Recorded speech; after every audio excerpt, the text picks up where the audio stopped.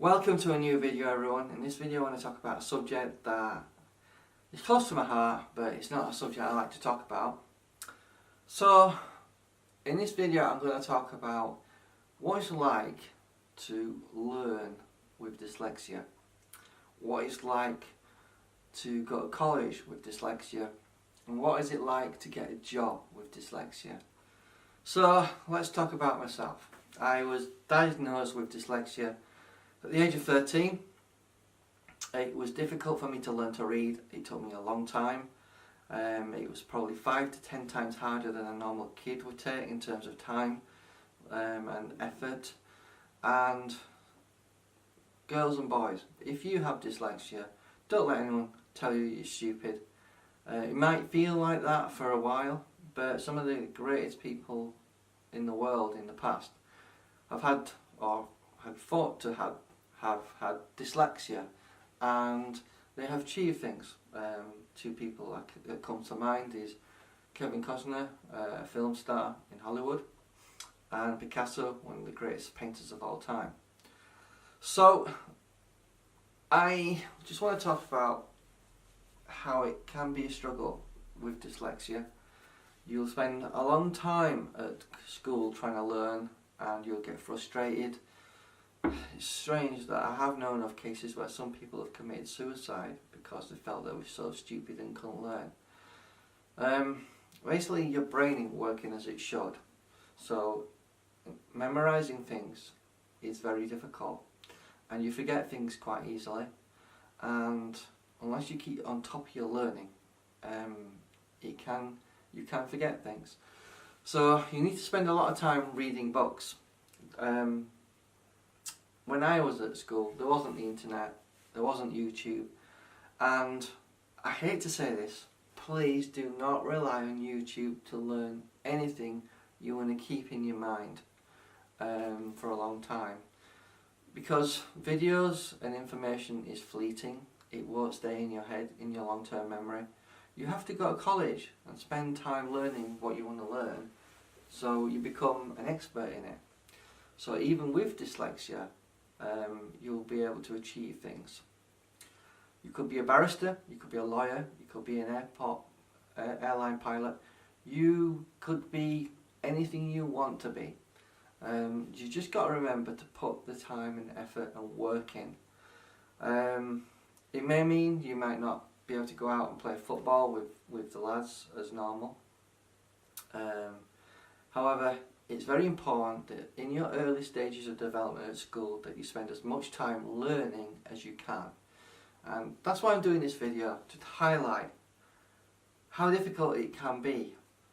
But with a lot of time and effort and support from your parents, remember your parents are going to be there to help you, and use them as much as you can. Even if they're not the greatest, you know, they might not be that bright, they might not have a higher IQ, but at least they have a good foundation that you can learn from. When you're at school, try and gravitate towards a teacher that you get on well, who you think is a great teacher, and you know, sort of become friends with that teacher, because that's what I did when I was at White School in West Yorkshire. We had this lovely American teacher that I spent a lot of time with, and she did help me read a lot. I got a lot of support from my mum, who taught me how to read, more or less, and I suppose I never really thanked her for that. So I suppose this is a thank you, you know, for helping me learn to read, because getting on in life without being able to read, and I have met people that can't read, and I really don't know how they manage in life if you can't read. The modern day with technology, computers, the internet, eBay, Amazon, you name it, most things is written. I've done administration jobs, I've done call centre jobs, I've done e-commerce jobs, listing products on websites, selling on eBay, that sort of thing. And if I've not learned to read, I wouldn't have been able to do those jobs. And so obviously I've said you've got to work as hard as you can at school. The next stage is you need to go to college. You won't be able to jump straight into a degree like that, unfortunately, because you won't have the academic skills to do that. Obviously, your friends will probably already be at uni doing degrees, and you probably would struggle. However, there is a workaround. You can do introduction courses, college courses, you know, like Sitting Guilds, BTEC National Diplomas, HNDs before you get to the degree level. So it'll take you longer, but along the way you'll gain more qualifications than, say, your friends have got. So in the long run, you could potentially do better than your friends because you'll have more qualifications. Anyway, getting a degree is pretty mandatory these days, and if you can't read and write or do maths very well, you'll struggle with that. I would recommend you do evening courses while you're young enough to learn. They will help you tremendously. I did maths and English. I did like evening courses to help me get on, and I gained quite a lot of confidence from that as well. So obviously I improved my skill set, maths and English, significantly doing that. And then I went on to do like a national diploma, which is like a 2-year course in photography. And then I went on to do HND in communications, which was a combination of graphic design and photography and video. And then I spent a year doing a BTEC National BA Honours degree in television production, but I didn't quite finish it because finances was quite tight. But that's the thing you've got to decide, is the expense of college worth it? So we've talked about doing your best at school, which I would highly recommend you spend as much time as you can learning while you're young. That will be a good foundation to go anywhere in your life, and don't let anyone tell you you can't achieve anything. You can use software on computers, spell checkers, that sort of thing, that will help you. Calculators for maths, but I would recommend you try and work it out on paper before using a calculator as much as possible, because once you become reliant on the calculator, unfortunately sometimes you might even forget how to add up in the first place. Certain subjects might be almost impossible for you, because algebra can be very challenging for someone with dyslexia, but you will be very creative. You'll be able to design things and make things with your hands, such as in art and design and graphic design and photography and that sort of thing. You'll probably excel in. You know, Picasso was known to have had dyslexia, and he was one of the greatest painters of all time. And Kevin Costner, a film star, he has dyslexia, and he's achieved greatness in his life. Depends who you speak to, obviously, but I think making millions is pretty good achievement, isn't it?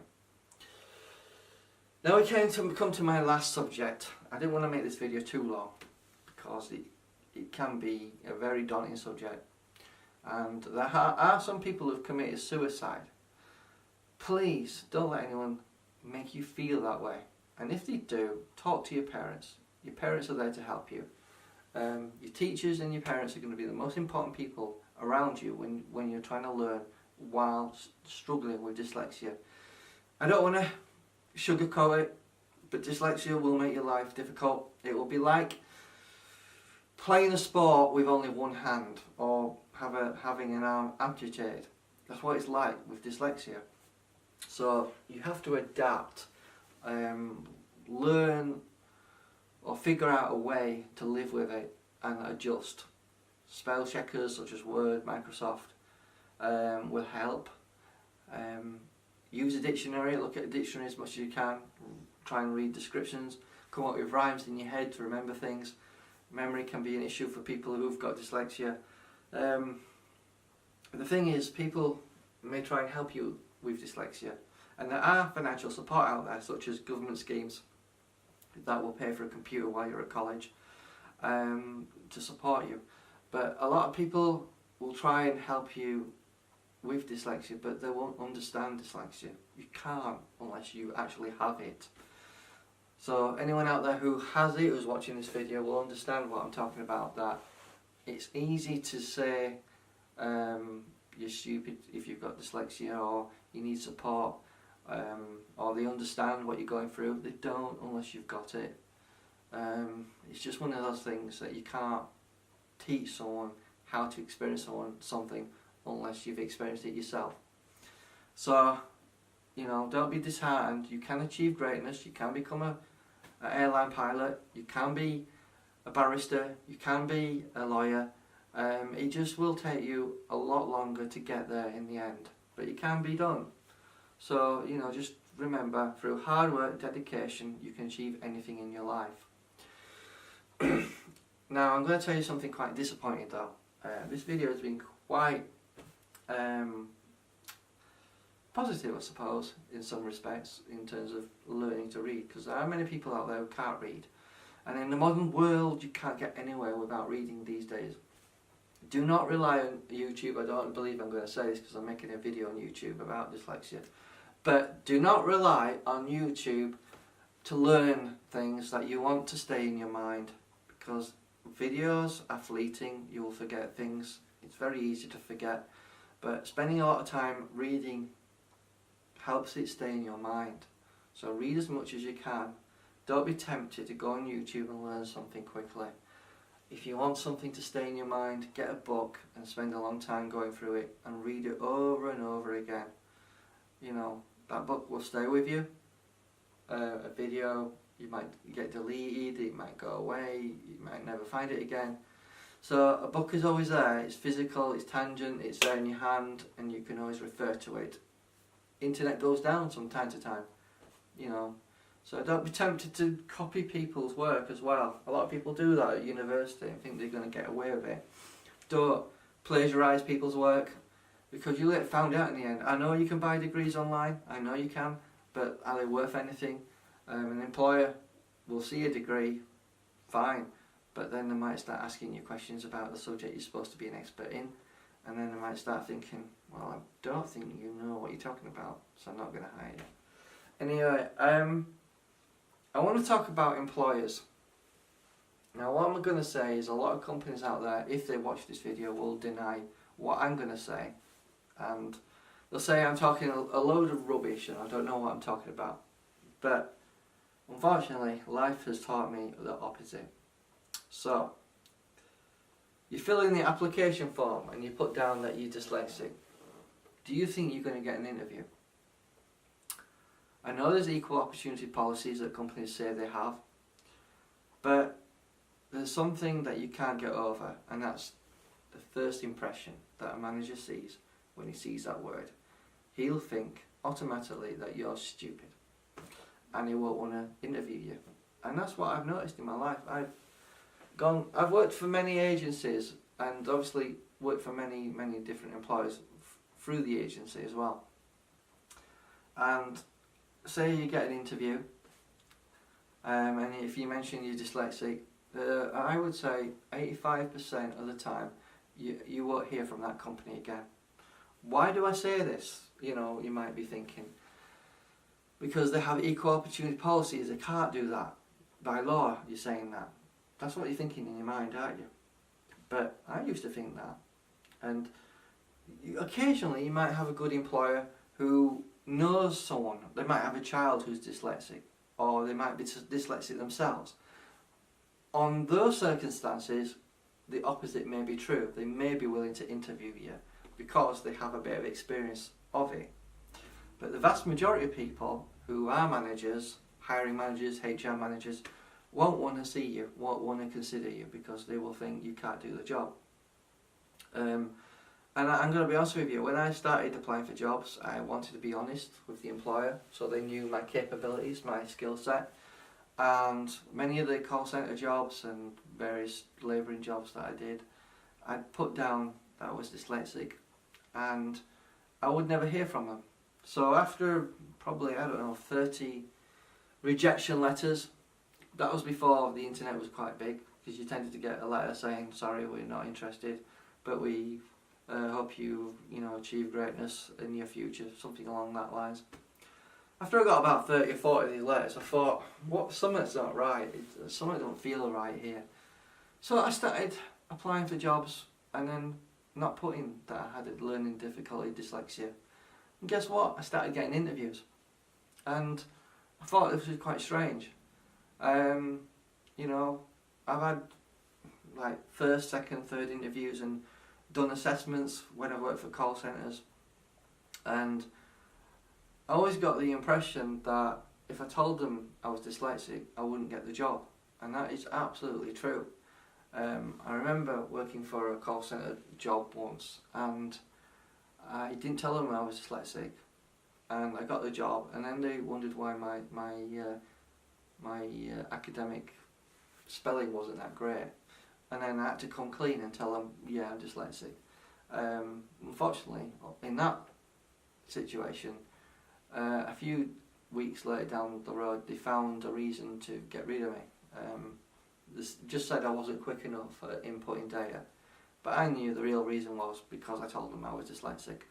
So there are a lot of apprehensions regarding telling a company that you have a learning difficulty. I've heard stories of people in graphic design jobs who, once they got the job, had to come clean because they wasn't as quick as everyone else, and they found themselves having the job taken away from them and they were terminated. So there is still stigma out there. People assume you're stupid when you're dyslexic, especially in the working environment. So I just wanted to point this out, that there are employers who do discriminate. Now they say they have equal opportunity policies. That means they cannot discriminate against you. Believe me, they will, and they do, even if they've got that stupid policy. But there's no way for you to prove it. That's the problem. Even if you did a secret recording and then you went to the manager above them and said, he's discriminating me because I'm dyslexic, you can't use that because it was done secretly. And even if you could prove it, how would you want to go back there and work for a company that did discriminate you, you know? And I can tell you, say I've had maybe 50, 60 jobs working for various agencies. At least half of those jobs I was honest with, and I only had about probably 2 or 3 job offers out of that. But when I didn't put my dyslexia learning difficulty down, right, the other 30 jobs, I had about 20 interviews and a good 10 job offers. So I just want to put that in context, that I feel companies do discriminate, and that's why I would recommend that you try and avoid telling any company you get a job with that you have dyslexia. There are some companies that will support you, and there are some companies I feel do discriminate. Clearly, if you're going to do an administration job that requires some level of good English and maths, you need to have achieved a good level of academic skills by the time you've got that job. So that's why I say spend as much time, work as hard as you can at school, at college, so when you get to work at that point, hopefully you'll have enough experience, enough skills, enough ways of adapting, such as using Microsoft Word to make sure your spellings is correct, and using calculators to help with your maths, that you can do the work. It just means it may take you a bit longer than everyone else. But personally, if I was going for a job interview, I wouldn't tell my employer that I've got dyslexia, because I do feel they discriminate. I don't want to talk too much about this regarding employers and how they do discriminate, but even when they say they don't and they have equal opportunity policies and they say, oh, we can have an appeal and discuss it in that meeting, you can't change someone's mindset, their first impression of you, if you tell them you have dyslexia. Because most people are ignorant of what dyslexia is, and most people just assume you are quite stupid or thick. And unfortunately, that's the mindset you have to try and overcome. Sometimes you can overcome it. I have had some success, not much, with some employers where I've demonstrated my creative ability, even though I've told them I was dyslexic. I don't like lying to employers, and I want to be honest with them. But unfortunately, it does seem to me that sometimes even being honest will get you nowhere. So personally, I don't want to say this, but I have to. If I was going for a job and I was doing, or if I was recommending someone who has dyslexia what to do regarding applying for a job, you may need to get someone to help you fill the application form in if you're not too great at writing and spelling. Obviously if you're doing it online, you can use spell checkers and what have you. But I would certainly recommend you try and avoid telling your employer that you have dyslexia. And, you know, just when you actually get to your workplace and you've got the job, then after a couple of months you might be able to come clean and they might still employ you. Then again, there might be other companies who might decide that you're not quick enough for the company and look for things that you've done wrong and use that to get rid of you rather than your dyslexia. Because if they use dyslexia to get rid of you, they'll be breaching their equal opportunities policy and you'll be able to sue them or take them to court or a tribunal or something like that, because it's considered discrimination, disability discrimination. However, because it's not like a physical disability, it's a mental one, it can be difficult to prove in court. That's the problem with it. So even if they have the equal opportunities policies, you can't always prove it. That's the problem. So I just want to talk about dyslexia, that you can achieve things in life if you have it, but you've got to put the effort in. I know a few people that can't read, and I think to myself, are they lazy or do they have dyslexia? It could be one or the other, I can't say. But what I want to say is that it's very difficult to get on in the modern age, modern world, internet world, YouTube world, Google, Amazon, eBay world. If you want to get a job in those sort of industries, you're going to have to learn to read and have a reasonable good level of maths as well. And dyslexia, if you've got it, will be very challenging. But there are people who have achieved things in their life with dyslexia, such as pilots, lawyers, that sort of thing. But don't let anyone, tell you that you can't achieve something because you've got dyslexia. You can. Just remember, work hard, don't be too disheartened, and I hope this video helps you or inspires you to try and achieve things in your life. But just remember that sometimes revealing too much information to an employer can be not a great thing. So I just wanted to voice my experiences regarding what it's been like to live with dyslexia. This isn't me ranting or making things up. It's my working experience, my working life experience, trying to get jobs in various industries, and I always had the feeling that I was discriminated. So if you can avoid not taking that completely out of the equation and not tell your employer that you've got dyslexia, I think you'll find it a lot easier to get work. So I hope I haven't rambled on too much. Thank you for watching. Please subscribe to my channel if you enjoy videos that I do, and I hope to see you in the next one. Bye bye.